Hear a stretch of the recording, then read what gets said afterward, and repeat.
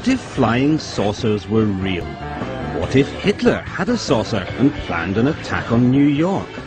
What if America developed a radar-invisible flying saucer and the CIA used alien invaders as a cover for top-secret military experiments? Tonight, we reveal that all of that is true.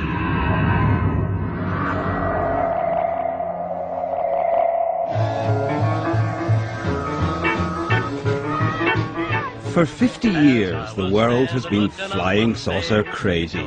We've seen so many that more people now believe in aliens than in God. There were flying saucers everywhere. It's just imagination, but I saw them just... The truth is rather more complex. Flying saucers do exist, but they don't come from outer space. They come from Earth and the darkest recesses of military research.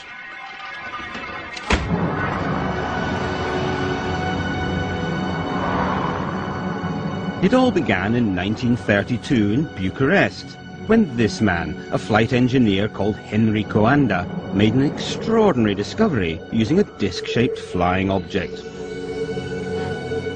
One of the first people to see Coanda's experiments was then a 20-year-old aeronautical student called Radu Manikatide. The saucer rose to the ceiling and remained there. I thought it was something extraordinary. It would never have crossed my mind. You know, I was only used to the idea of normal flying. Young Radu had just witnessed the world's first flying saucer. And this is how it worked. If you draw air down onto a curved shape like a saucer, it follows the surface of that shape. By literally sucking the air from above his saucer so it flowed round and underneath, Coanda found he could both lower the air pressure above and raise it below, causing the craft to levitate. This became known as the Coanda effect. It's the principle at the heart of saucer flight. It was a very simple idea, but of course you had to have thought of it in the first place. Then something happened that was to change the entire course of saucer development. In 1939, war broke out, and the world rushed headlong into a search for new weapons and new ways of deploying them. Coanda's simple idea was about to have its day. Nazi technology chief Werner von Braun led the development of new weapons from his top-secret headquarters in Peenemünde in Germany.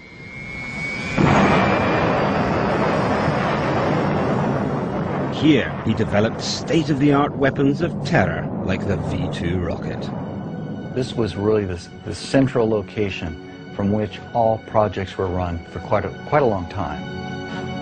What few people knew was that 260 miles away in Prague, the Nazis had an even more secret research establishment and were working on a fantastic new flying craft.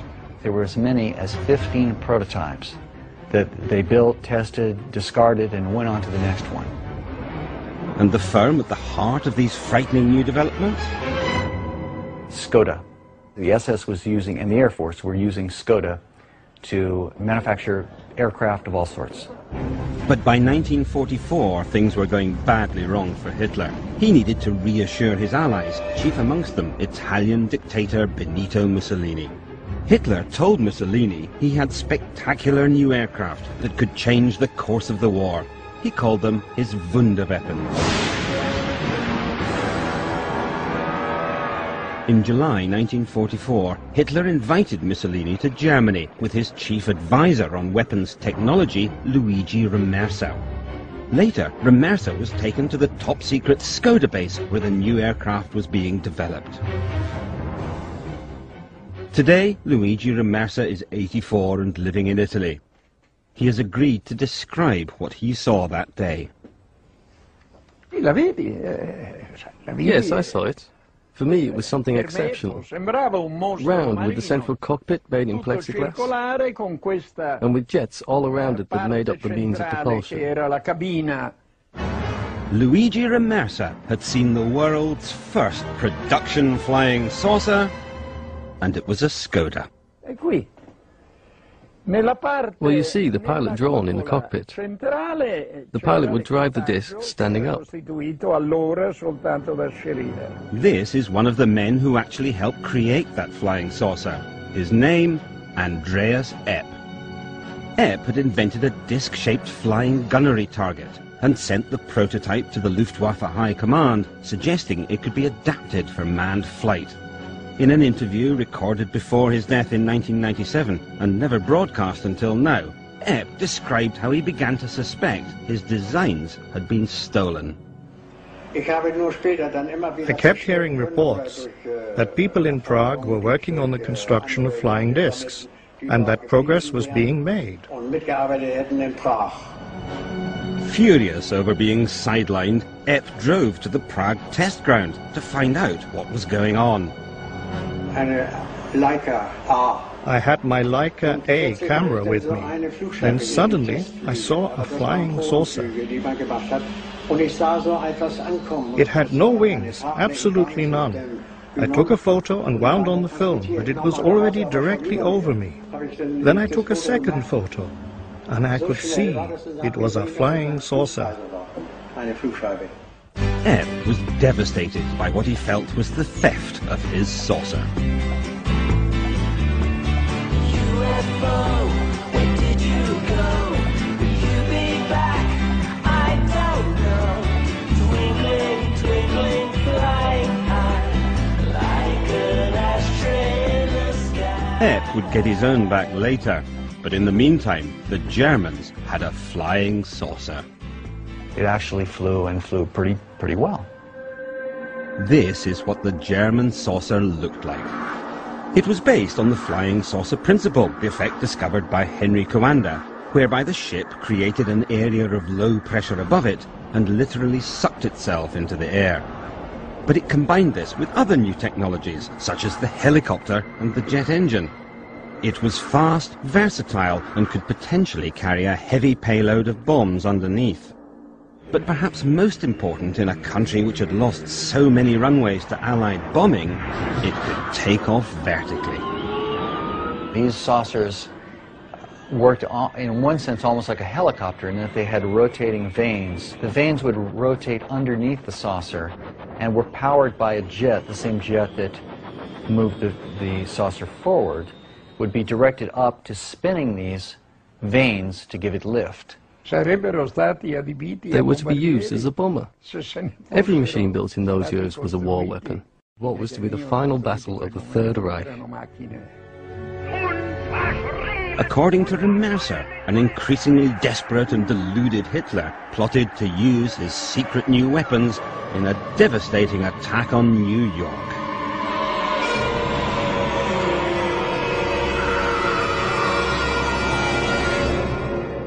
Hitler said once, "God forgive me for the last 5 minutes of the war." He wanted to unleash the weapons they'd developed. It never happened, of course. The Russians were advancing on Prague, and while the German rearguard fought desperately on the streets, the scientists in the Skoda plant tried to destroy the evidence of their research.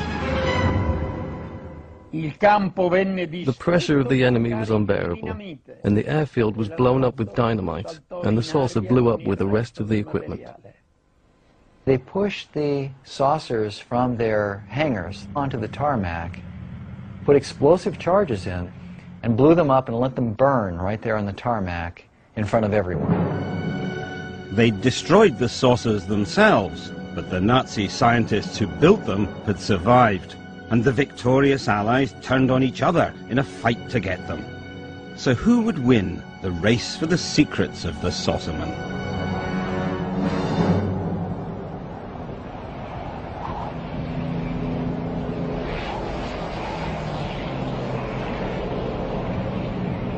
In 1947, pilot Kenneth Arnold was flying over mountains in Washington state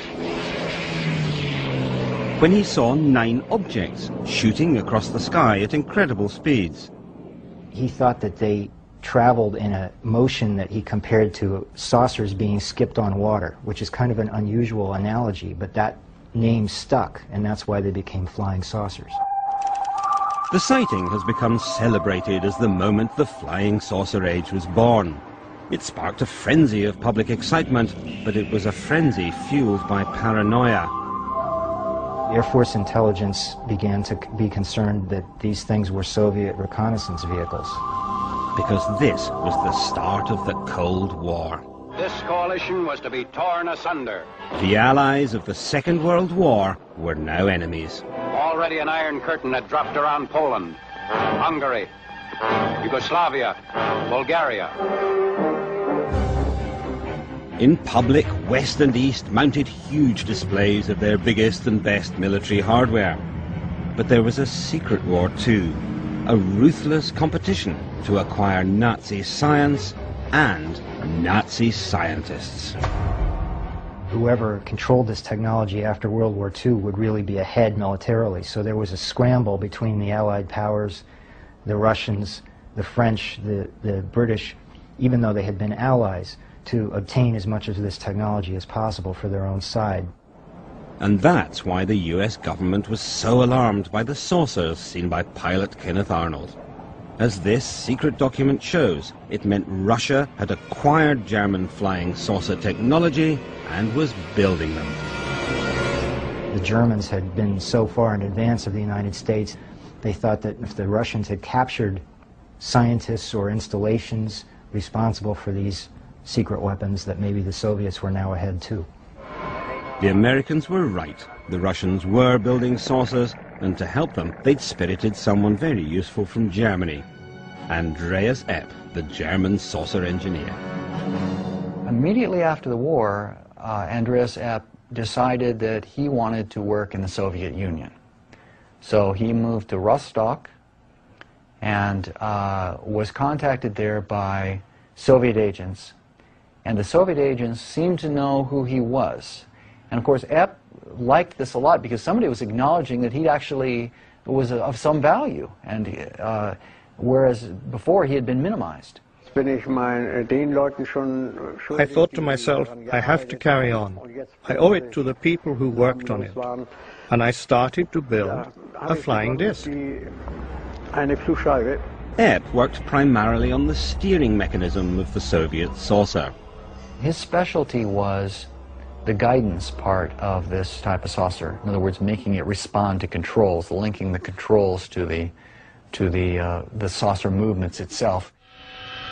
According to Epp, the Russian saucer was extraordinarily maneuverable, but it was also versatile, and it had to be. It was a jet, and they wanted something that they could use, interestingly enough, in polar regions. The reason for that was obvious. The quickest way to North America was over the pole. That was a fact not lost on an increasingly paranoid America. Even Hollywood suspected the Russians were up to something sorcerous. Now, the first country that learns the secret of the flying saucer will control the skies of the world. And I don't want that country to be Russia. A lot of the sightings were in the northwest part of the United States. It was near the Boeing plant in Seattle, where all of the U.S. bombers were built. And it was also near the Hanford nuclear reservation in Washington State, where the plutonium for the nuclear bombs was produced. They were very strategically sensitive parts of the United States, and it was the closest part of the United States to the Soviet Union. So it's where they would have expected Soviet planes to come. By now, saucers were appearing everywhere. Hardly a city centre or movie set was safe. The government needed to put a lid on the speculation. And to do that, their psychological warfare experts came up with an elegant two-part plan. First, a senior... And that it is time that world governments officially acknowledge... A backup, they'd set rumours flying that the saucers came from outer space. I delivered the message. Now. The plan was launched at a press conference in the Pentagon. It was July 1952, and a definitive moment in the history of spin. This is Major General John A. Samford, Director of Intelligence, United States Air Force, who conducted the conference. Samford's job was to deny there was anything significant about the reported sightings. it does not contain any pattern of purpose or of consistency that we can relate to any conceivable threat to the United States. To argue the alien invader theory, they put a pulp magazine writer, retired Major Donald Keyhoe, on the same platform as the Major. Major Keyhoe, as author of the book Flying Saucers Are Real, what is your opinion of these new sightings of unidentified objects? With all due respect to the Air Force, I believe that some of them will prove to be of interplanetary origin. It was very clever and very simple. Now, anyone who saw a military saucer would be encouraged to believe they'd seen an alien. It was about 40 feet long, and I think... And the rest of us would laugh at them. I saw it for so many minutes that I can't deny what I saw. The press loved the alien story and ran it with enthusiasm. The very edition of Life magazine, which launched Marilyn Monroe as a star, also launched the career of many a monster from Mars. In that article, a number of anonymous government and military experts were interviewed and made statements supporting the idea that the saucers could not be man-made objects, secret weapons, or misidentified natural phenomena. So the alternative seemed to be that they were from another planet. The first times that theory had been given major publicity. Never before has the screen reached such heights of excitement, breathtaking spectacle. Donald Keyhoe's writings directly inspired the most classic saucer movie, Earth versus the Flying Saucers, made by legendary Hollywood animator Ray Harryhausen. The basic concept was taken from one of his books about flying saucers. I understand that the government has made a lot of experiments with round flying objects, and which they kept quiet, and so they probably encouraged the idea that they were aliens from outer space. Indeed, it appears the government was so interested that the film's producer, Charles Schneer, was reporting directly to them. Of course, after the script is finished, it's out of my hands, and I'm sure that Charles submitted it to the front office as well as to various space people. Oh, here they come. Oh, there they go. But while American citizens looked to the skies with varying degrees of concern, the men in black were looking closer to home. They were desperate for their own saucers, and just like the Russians, they were looking for former Nazi scientists to help them. When the Nazis surrendered in 1945, the U.S. military was worried about the German scientists falling into the hands of the Soviets. And the U.S. military was also interested in exploiting the knowledge of these scientists to help develop American programs like missiles and electronics, radar, supersonic aerodynamics, jet engines, and other advanced technologies that the Germans had developed. So the United States set up a program called Overcast and Paperclip to collect these scientists and bring them to the United States. In some respects, the Americans did very well. They snatched Nazi technology boss Werner von Braun and made him into an invaluable member of the American war machine. They also acquired a great deal of German V-2 rocket technology. But while they played with these new toys with rather more enthusiasm than skill, they knew there was a serious gap in their new armory. They had no German saucers. It seems that the Air Force was concerned that the Russians may be ahead of us and that we need to have our own, an answer to the Soviet saucers. Then, one day in 1957, they had a stroke of luck. And once again, it involved the German saucerman Andreas Epp, now living in East Germany. At some point, he had a falling out with life in Eastern Germany. I don't know what it was. It may have been a divorce. Anyway, he ended up in the West, and he crossed the border then and said, "Hi, here I am. I was spying for the Soviets, and I want to tell you everything I know." And the Americans immediately threw him in jail and began interrogating him. And while he was in jail, he started writing and drawing from memory what he had done for the Soviets, the Soviet saucer plan, and what it was going to be used for. With the help of Epp and others, America's saucer program began in earnest.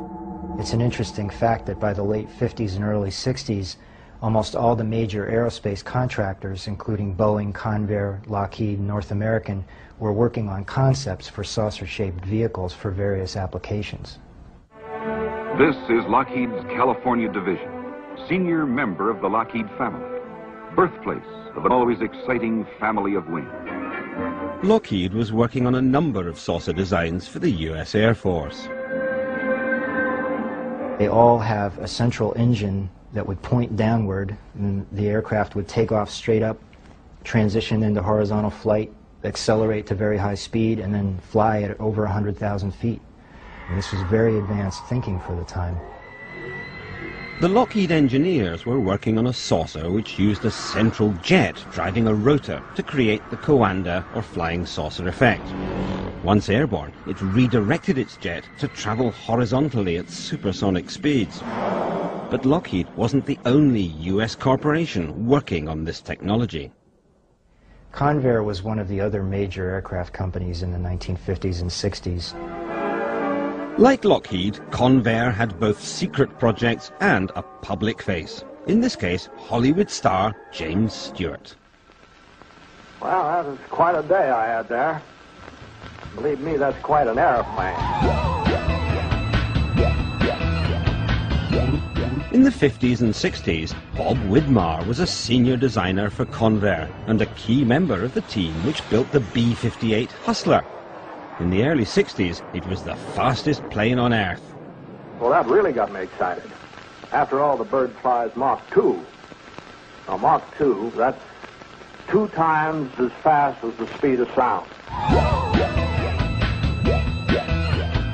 But Bob Widmar didn't just design jet aircraft. In the late 50s, he was given a stunning new brief to design an aircraft which was invisible. Invisible, at least, to radar.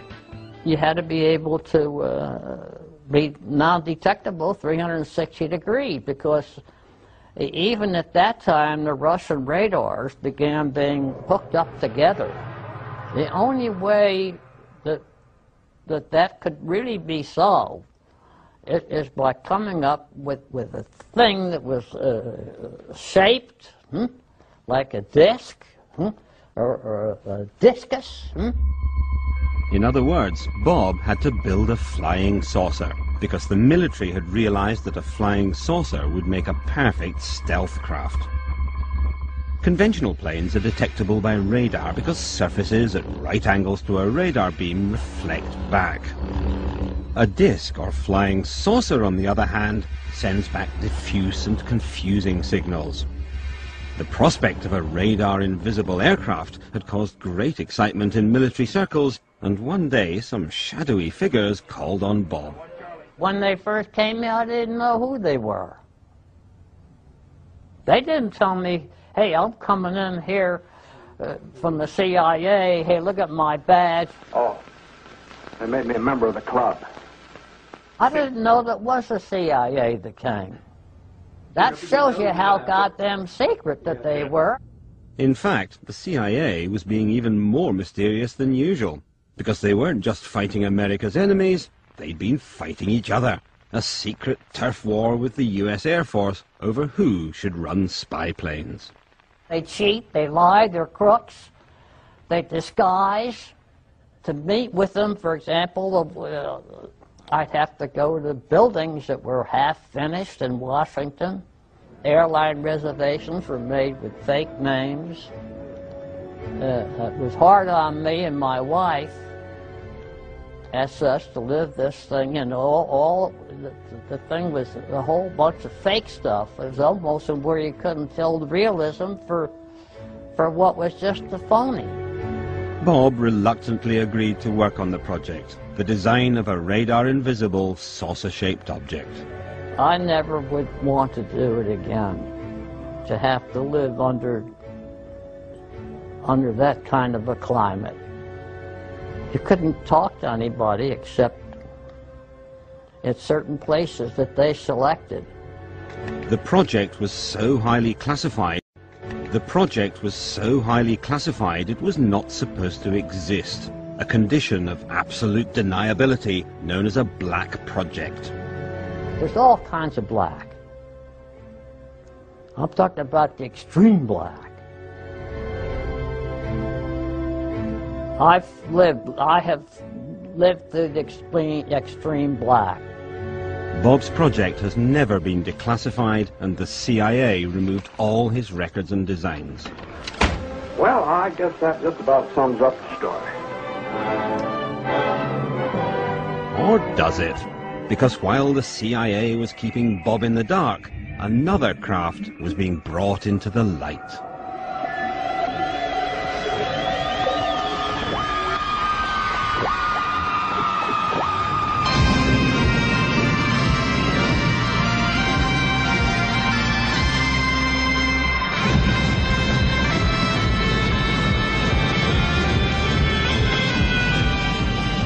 In 1961, the world was shown what its builders claimed was the first real flying saucer, invented by this man, John Frost.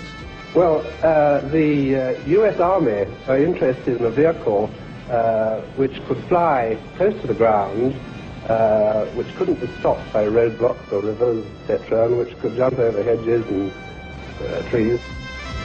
There were, however, real problems with the Avro car, as Doug Garland, one of the wind tunnel engineers, remembers. We tested the Avro car in the tunnel, but it was very unstable. You know, if you throw a plate or a hubcap on the ground, it will tend to roll around like this. And the Avro car had a tendency to do that.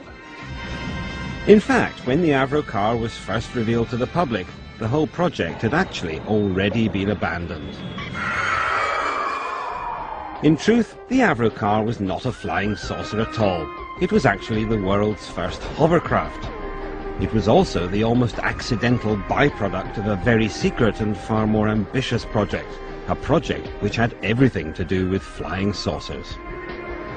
Quick question, do you believe in flying saucers? Not in the sense that people believe they come from Mars and places like that, no. John Frost didn't believe in flying saucers from Mars, but he did believe in flying saucers because secretly he was building one.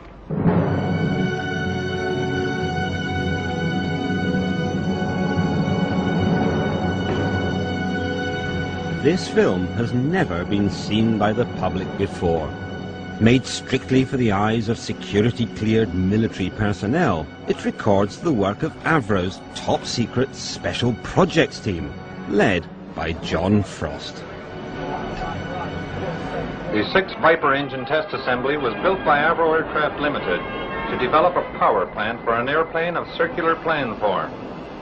It consists of a basic airframe of 6 sections, excluding the outer wing, operator's cab, air intake roofs, and the flying controls. Frost was building a huge jet-powered supersonic flying saucer, codenamed Project Y2 or Weapons System 606A. On completion, it is anticipated that a considerable advancement will have been made toward the advent of disc flight. And it, too, utilized German saucer technology. John Frost was aware of wartime research that the Germans had carried out in flying saucer developments that were possibly the basis of what he saw all across the world as the real flying saucers in the sky. And that almost came at a time when the CIA was funding some research into a design concept much like the flying saucer he had in mind. The US military was excited by the vision that Frost presented. These original secret project specs for the saucer showed it could fly higher and faster than any craft or weapon system then available. Air Force documents are ambiguous about what the purpose of the saucer was. And that it is time that world governments officially acknowledge system. Given the performance that Avro thought they could get from this vehicle, it would be able to evade any defenses and, attack any other plane with impunity. The military enthusiastically pumped huge quantities of money into his project. The Special Projects Group then became an entity unto itself. It was given a place in the flight test area, and now began to work on what in fact Frost had started to look at as the ideal shape, a completely flying circular disc. I had no idea that there was such a thing as the Special Projects Group, because it was very classified, top secret and all that.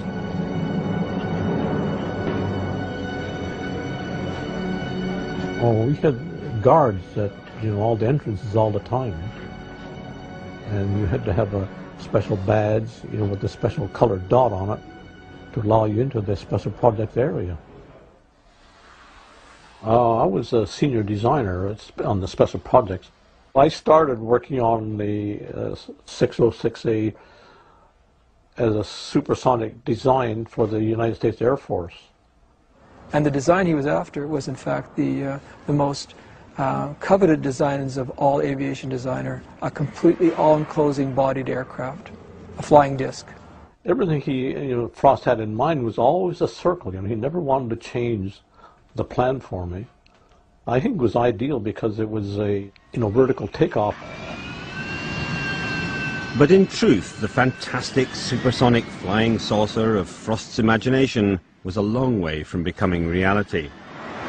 His design was one of the purest uses of the Coanda, or flying saucer effect yet, and had 6 powerful jets which sucked the air over the saucer shape.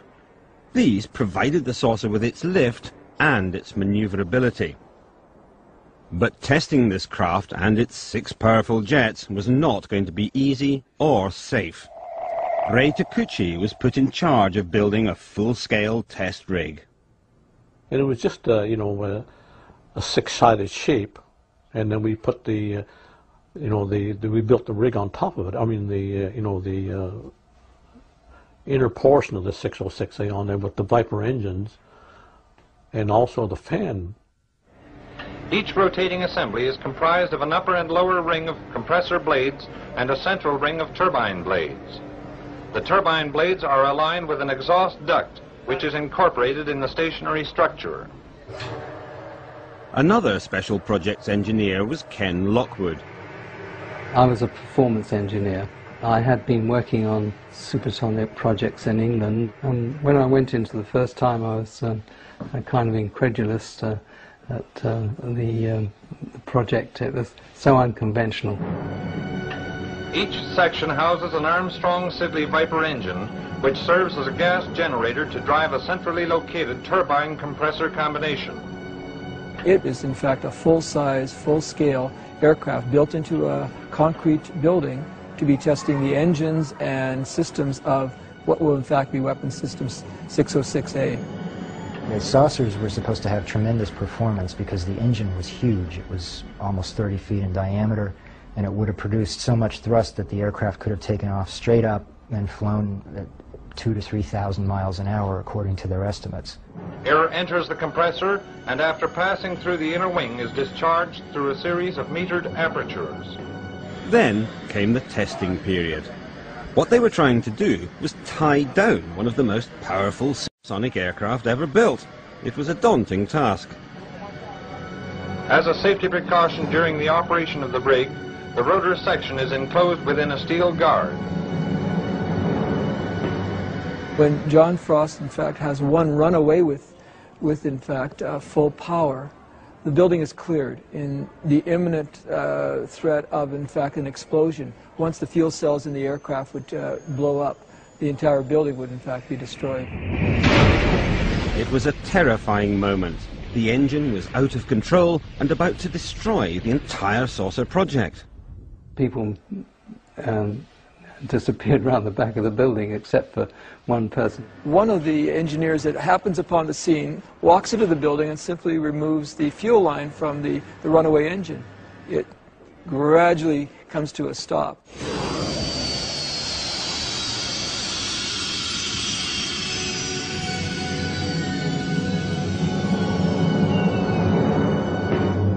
After that, it was deemed rather dangerous to run it, so they abandoned that. But things were also beginning to go badly wrong for the Avro Corporation itself. In 1959, its main conventional contract, a massive project to build a supersonic jet, the Arrow, was suddenly cancelled, and the company went into financial meltdown. John Frost was removed from his own project. The maverick genius behind the Avro flying saucer left the company forever and moved with his family to New Zealand. But the American Air Force were far from happy. They still wanted a saucer, and if Avro wouldn't build it for them, they'd have it built themselves. John Frost's supersonic flying saucer, like so many others, was about to disappear into the blackest recesses of the American military machine. Well, last I heard was 606A went to Bell Aircraft in Fort Erie, I believe it was. From then on, all that remained was rumours. In the years following the disappearance of Frost's saucer, sightings, many laughably unconvincing, continued to grow. But some turned out not to be a product of fevered imaginations at all. The CIA's U-2 spy plane was a classic black project. It operated in absolute secrecy for over 8 years and would have remained secret to this day had it not been for the dramatic events of 1960, when U-2 pilot Gary Powers was shot down over Russia and then held for 2 years before being traded for a Russian spy. And the CIA's own history of the U-2 program makes the statement that, quote, 50% of the UFO sightings were caused by the U-2. The U-2 flew on the edge of space, higher than anyone believed a plane could fly.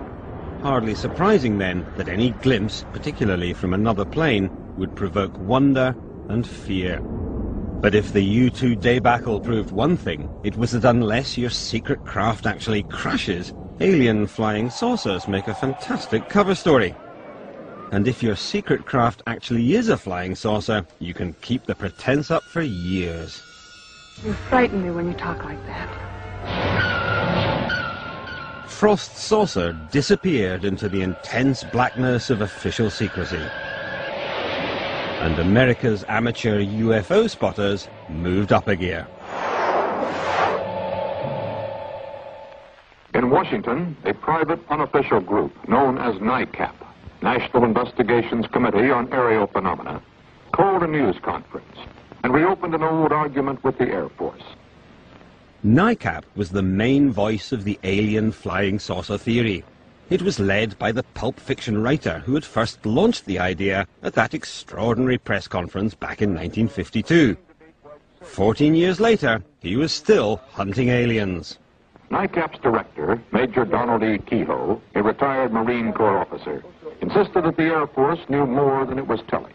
We are being observed by some type of device which is ahead of us, far ahead of us, and is probably controlled by a highly advanced superior civilization. And for the umpteenth time in as many years, the Air Force, called before a congressional committee, said it was hiding nothing. Air Force Secretary Harold Brown. We have not been hiding anything. It all seemed so straightforward. The amateurs accused the military of covering up an imminent alien invasion, and the military deny it. So no one looks at the third possibility, that the UFOs are military craft. How lucky for the government that these enthusiastic amateurs were so well organized. We believe that UFOs are real, that they are from outer space, and that they are intelligently controlled. Except their organization wasn't a product of luck at all. NICAP was led by men from the shadows. Board members included Roscoe Hillenkoetter, the CIA's first director, and a CIA operative, Bernard J.O. Carvello.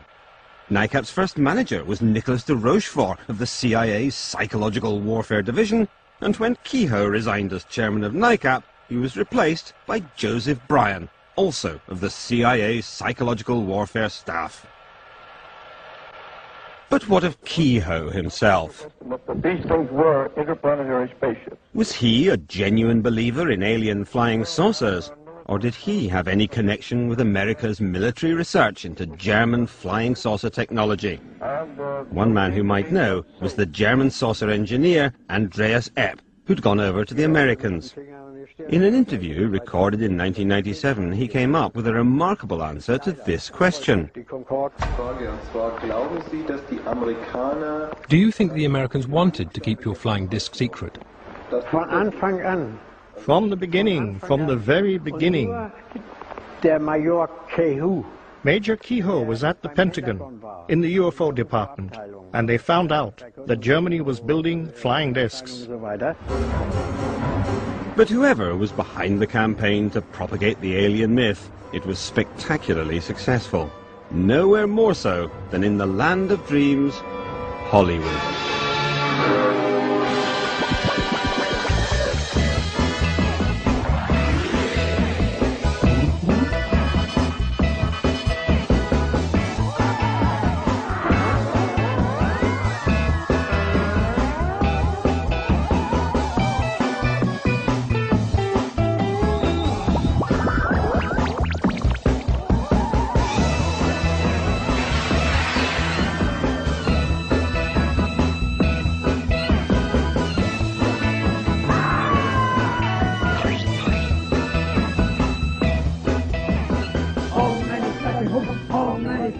It even sparked a religion.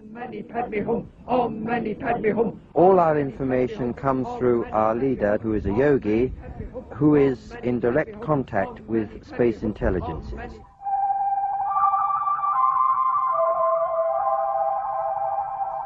We are your friends. We are your friends. Please contact us. Then, on the 11th of November 1987, they did.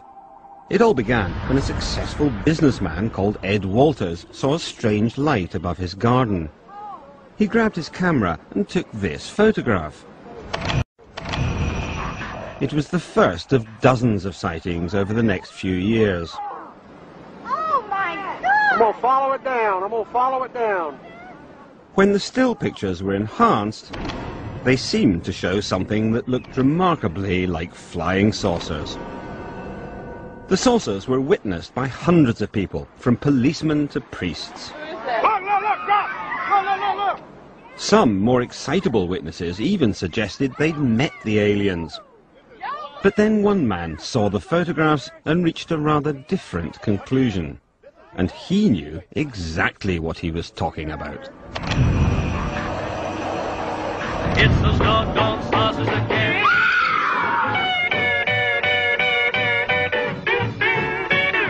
Gulf Breeze, Florida. 17 years ago, this was the location for one of the most sustained series of flying saucer sightings in American history. Most of the hundreds of people who saw them became convinced they were watching aliens. But one man thought differently. Anytime that somebody says that there is something doesn't necessarily mean there was something. They have to be able to meet a scientific criterion of being real. Upon coming across the Gulf Breeze sightings, however, the configuration was radical enough that we could see up inside. And that was up inside was light, and it as though it was hot. And not only that, but it was circular in configuration. Boyd Bushman thought he recognized what was powering these saucers, and he recognized it because he himself had worked on the technology. Bushman had spent 35 years in the forefront of weapons design, inventing the prototype of the Stinger missile before moving to Lockheed, at the heart of the American military saucer industry.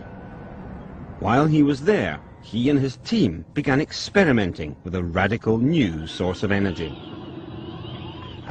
This is nothing more than 250 turns of number 30 wire, and we took the leads and plugged it into standard house current. What? And that it is time that world governments officially acknowledge. There it is.